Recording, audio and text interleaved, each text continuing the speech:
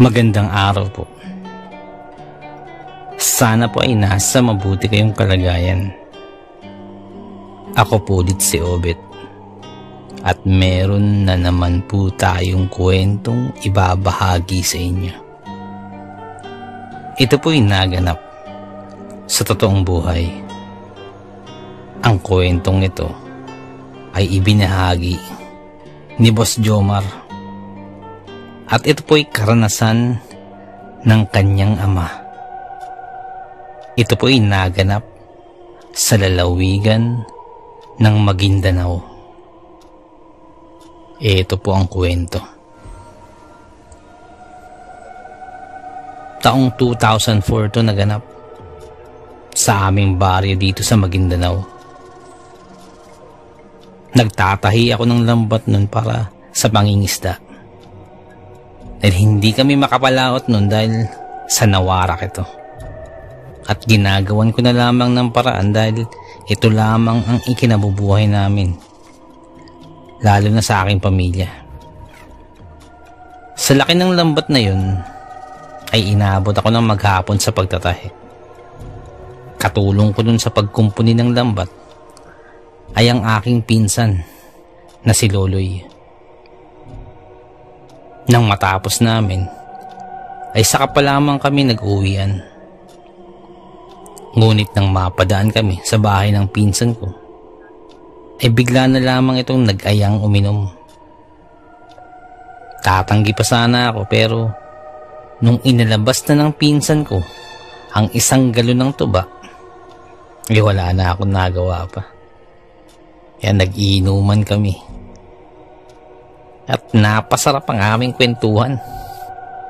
Hanggang sa hindi ko na namalayan ng oras. Mukhang malalim na yung gabi. Kaya tinapos na lamang namin ang inuman ni Loloy. Dahil ako'y medyo hilo na rin. Matapos yun ay nagpaalam na ako. At uuwi na. Medyo malayo-layo pa yung lakarin ko nun. At dadaanan ko ay medyo paakyat pa ng bundok. Pero ayos lang naman sa akin yun. Dahil hindi na bago sa akin ang mga ganitong bagay. At isa pa, malakas ang loob ko kahit gabi na. Dahil may nalalaman akong buhay na salita o yung orasyon. Natutunan ko to sa aking ama. At bukod dun, ay palagi ko itong pinapakain at alaga to sa dasal. Bukod pa dyan, ay nung ibinigay sa akin to ng aking ama, ay nagsakripisyo ako dito. Bilin sa akin ng ama na dasalin ko to sa loob ng 30 araw na magkakasunod. At gagawin yun tuwing 3:00 ng madaling araw. Araw-araw yun. At ginawa ko yun. Araw-araw kong dinadasal ang orasyon na to tuwing madaling araw. Minsan ko na tong nagamit nung minsang naligaw ako sa kabundukan. Naglalakad ako nun at pakiramdam ko ay 1 oras na akong pabalik-balik sa isang malaking punong kahoy na kahit anong liko ko at kahit saan ako dumaan ay doon at doon pa rin ako napapadpad sa malaking punong kahoy na yun. Nung inusal ko yung orasyon na yun ay ilang minuto lamang ay nakita ko na ang daan palabas. Kaya nakaugalian ko na sa tuwing aalis ako, papunta man sa dagat o sa kabundukan, ay lagi kong inuusal yun. Kaya nung gabi na yun, dahil sa dami na rin ng nainom ko, medyo lumilipad na ang aking isipan. At parang nawaglit na sa aking isipan na bigkasin yung orasyon. Dahil ramdam ko na talagang naparami ang aking ininom. Dahil pakiramdam ko ay gumigewang-gewang ng aking lakad. Para na akong sumusuray-suray. Hanggang sa makarating na ako sa paakyat sa bundok, sa may paanan na to. Habang naglalakad, ay nakarinig ako ng isang huni. Tik-tik. Tunog ng isang tik-tik.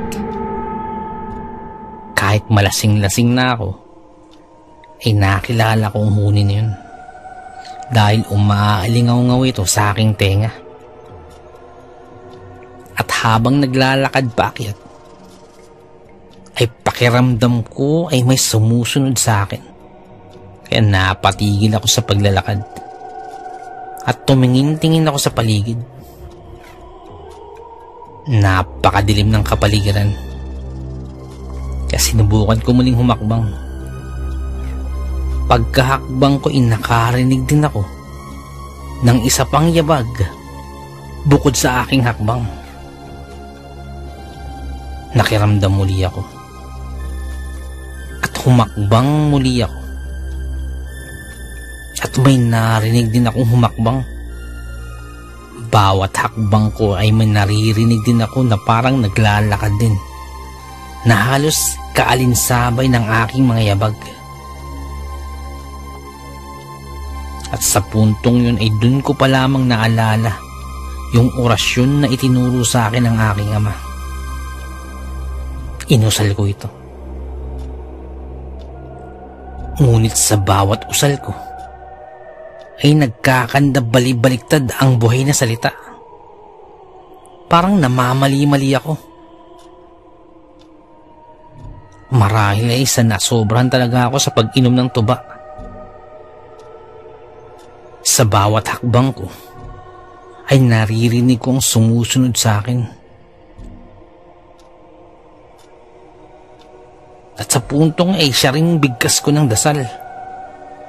Ngunit tuwing bibigkasin ko na ang mga kasunod na kataga, ay nagkakandabali-baliktad na ito. Sa tagal ko nang dinadasal ito, ay kahit nakapikit ako o sa pagtulog ay kabisado ko ang orasyon na to. Bukod pa sa pinapakain ko ang dasal na to bawat araw. Ngunit nung mga sandaling yun ay hindi ko malaman bakit parang nalilito ako. Parang mali-mali yung nasasabi ko. Kaya napaisip ako kung paano ko nagagawang magkamali, lalo na sa mga katagang ito. Hanggang sa naramdaman ko na napapalapit na yung sumusunod sa akin. Doon na ako nakaramdam ng matinding takot. Kakaibang hilakbot ang bumalot sa aking katawan. Dagdag pa ang hindi ko mausal ng maayos yung orasyon. Sa puntong yun ay tila nawala ng pagkalasing ko dahil sa matinding takot. At sa hindi ko malamang dahilan ay parang nahimasmasan ako. Kaya inusal kong muli ang buhay na salita. At sa pagkakataong iyon ay nakuha ko ang tamang pagkakasunod-sunod ng mga buhay na salita. Naiusal ko ito ng tama at doon ay nabuhayan ako ng loob. Ngunit tila walang epekto ang aking inusal. Dapat ay masasaktan o di kay mahuhulog na yung aswang kapag inusal ko yun. At may tataboy na ito palayo. Ngunit parang hindi ito ininda ng aswang. Kaya inulit kong muli yung orasyon. At kagaya nung una, ay tila hindi umobrang dasal na aking inusal. At nang muli kong inulit, ay nagkandalito-lito na ulit ako sa pagbigkas ng mga buhay na salita. Nagkanda bali-baliktad na muli ang mga katagang binanggit ko. Doon ako napaisip na baka ay may alam ang aswang na to na pangontra sa ibinabato kong buhay na salita. Bigla kong naalala ang ikinuwento ng aking lolo na may ibang klase ng aswang na may alam din sa buhay na salita at marunong din sa pambabarang. Ang tawag daw sa mga aswang na yun ay gabunan. Tila ang aswang na pumupuntira sa akin ngayon ay kabilang sa ganong uri. Kaya pilit kong ipinakalma ang aking sarili. At bukod sa inuusal kong buhay na salita, ay may isa pa akong orasyon na nalalaman. At ito naman ay itinuro sa akin ng aking lolo. Ayon kay lolo, ito ang pinakamataas na buhay na salita na nalalaman niya. At itinuro niya yun sa akin. At kagaya nung isa kong orasyon na nalalaman, ay mayroong sakripisyong kaakibat yun. Nagsakripisyo rin ako ng 30 araw sa pagdarasal tuwing 3:00 ng madaling araw para sa orasyon na yun. Ngunit ang dasal na yun ay hindi ko madalas gamitin dahil yung unang orasyon na itinuro sa akin ng ama ayun pa lamang ay sapat na para maitaboy ang aswang. Ngunit hindi sa pagkakataong ito. Nang ilang sandali pa, ay naramdaman ko nang nasa malapit na ang aswang. At dahil nasanay ng aking paningin sa madilim, lalo na sa tuwing binabagtas ko ang daan sa aming pauwi, lalo na tuwing gabi, kaya sanay na yung paningin ko sa ganito. Pilit kong inaninag sa dilim ang aswang nang mapansin kong nasa bandang harapan ko na ito at bahagya na itong pasugod. Anumang sandali ay susunggaban na ako nito. Kaya walang ano-ano ay inusal ko ang orasyon na yun na itinuro sa akin ng aking lolo. Bagamat araw-araw ko rin itong dinadasal kapag pinapakain ko, ay ngayon ko pa lamang itong magagamit sa isang aswang. At buong lakas kong itinuon ang aking isipan upang mabigkas ng maayos ang buhay na salita na yun. Pilit kong nilabanan ang pagkalito sa aking isipan. Ramdam na ramdam ko ang pagtulo ng aking pawis sa buo kong katawan para lamang mabigkas ang mga katagang yun. Dahil tuwing binibigkas ko yun, ay nilalabanan ko ang pagkalito sa aking isipan. Parang sa pagkakataong iyon, ay nagtagisan kami ng aswang ng kanya-kanya naming nalalaman. Dahil ang akmang pagsugod ng aswang ay tila nilalabanan niya din ang mga buhay na salita na aking inuusal. Pilit na nililito ng aswang ang aking isipan at sa gitna ng pilit kong paglaban sa ginagawa ng aswang na panglilito sa aking isipan, ay nabigkas ko ng tama at kumpleto ang mga buhay na salita na yun. Bigla na lamang akong nakarinig ng napakalakas na pag-angil mula sa aswang. Para itong mabangis na hayop na nasaktan ng matindi. Para itong mabangis na hayop na nasaktan ng matindi. Napaatras ito at parang nagtamo ng matinding tama. Nagpatuloy ang kanyang pag-angil na parang napuruhan ito. At maya-maya pa'y pagapang itong tumakas. Susundan ko pa sana. Ngunit sa kabila ng matinding tinamo neto, ay mabilis pa rin itong nakagapang palayo. Kaya hinayaan ko na lamang at batid ko na sa tindi ng binato kong buhay na salita ay hindi na rin magtatagal ang buhay ng aswang na yun. Kaya hinayaan ko na lamang. At sa isang iglap ay biglang nawala ang pagkalito na nararamdaman ko kanina. Nagpatuloy na ako sa paglalakad, paakyat sa bundok, hanggang sa matanaw ko na ang aming bahay. Laking pasalamat ko na nakauwi ako ng maayos at wala man lamang matinding pinsalang natamo. Laking pasalamat ko sa Diyos Ama dahil sa mga buhay na salita na ipinagkaloob sa aking ama at sa aking lolo. Napakahiwaga ng ating mundong ginagalawan. Napakaraming bagay ang mahirap ipaliwanag, pero nagaganap. Hanggang dito na lamang po. Salamat po sa pakikinig. Magandang araw po.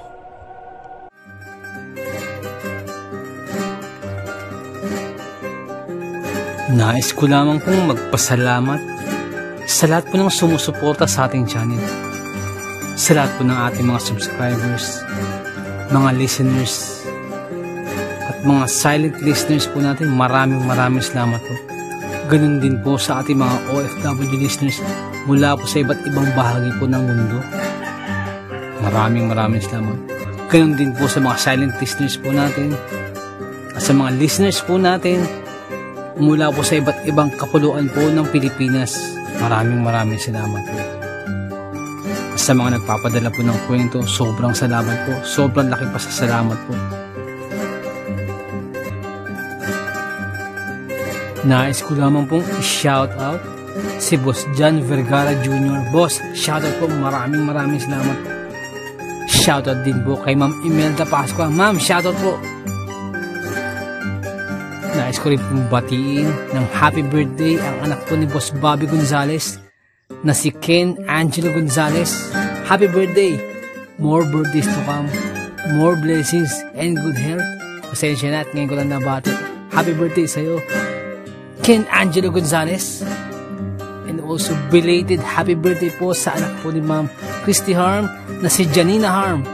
Happy birthday, more birthdays to come, more blessings and good health. Shout out po sa inyo.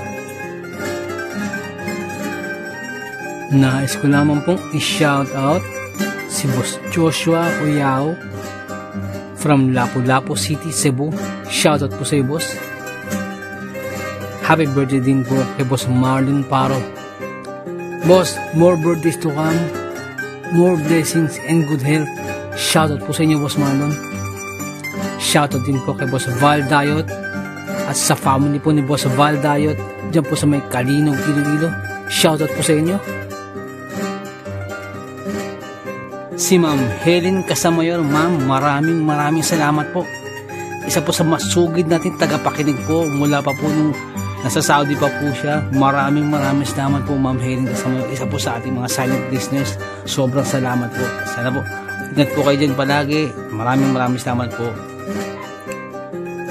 Nais ko lamang pong i-shout out si Boss Marlon ng Di Masalang. Boss, shout out po. Maraming salamat po sa pakikinig. At nais ko rin pong i-shout out si Ma'am Dalisay Concepcion. Maraming salamat po sa pakikinig. Shoutout po sa inyo, ma'am. Shoutout din po kay Sir Myong. Boss, maraming salamat sa pagbisita sa ating channel. Maraming salamat. Kay Sir Myong Herminio Viterbo, shoutout po sa iyo. Ingat po palagi. And also, belated happy birthday po kay Ma'am Annie Apruebo. Belated happy birthday po. More birthdays to come, more blessings and good health. Shoutout po sa inyo. Maraming salamat po. Nais ko lamang pong i-shout out si Ma'am Mary Asilar dyan po sa may UK. Shoutout din po kay Ma'am Annie Apruebo, kay Ma'am Annie Viloria, At kay Boss Baby ng shoutout po, maraming salamat po. Shoutout din po kay Ma'am Janet Verga, dyan po sa may Qatar, shoutout po. Kay Ma'am Liza Arcega, shoutout po. Shoutout din po sa Manhattan Hamburger, dyan po sa may Bukandala 3, Imus Cavite, shoutout po sa inyo. Ganun din po kay Boss Fernando Marcos, shoutout po. Shoutout din po kay nais ko lamang po i-shout out. Ganun din po kay Tata Estong Nestor Bauyon, dyan po sa may London, England, shoutout po. Kay Boss Jing Fensalida, isa po sa ating mga silent listeners, maraming salamat po. At kay Boss Bobby Gonzales at sa Gonzales family, shoutout po, maraming salamat po, boss. Ganun din po kay Boss Camelo Aroy, shoutout po. Kay Boss Malvin Esquera, boss, shoutout po. Kay Boss Miguel Doris Kibel, shoutout po. Kay Ma'am Imelda Pascua. Kay Ma'am Elizabeth Arnaiz, shoutout po. Kay Ma'am Rosie De Mesa, shoutout po. Kay Boss Haz, dyan po sa may Saudi, shoutout po. Salamat din po kay Boss BK, salamat sa milk tea, shoutout sa iyo. At salamat sa suporta, shoutout po. Salamat din po kay Ma'am Eileen Rodriguez, shoutout po ma'am sa mga suggestion, maraming salamat po. At sa mga hindi ko po nabanggit, pasensya po muna, pero sa next time po, i-shoutout po natin yan. Maraming salamat po.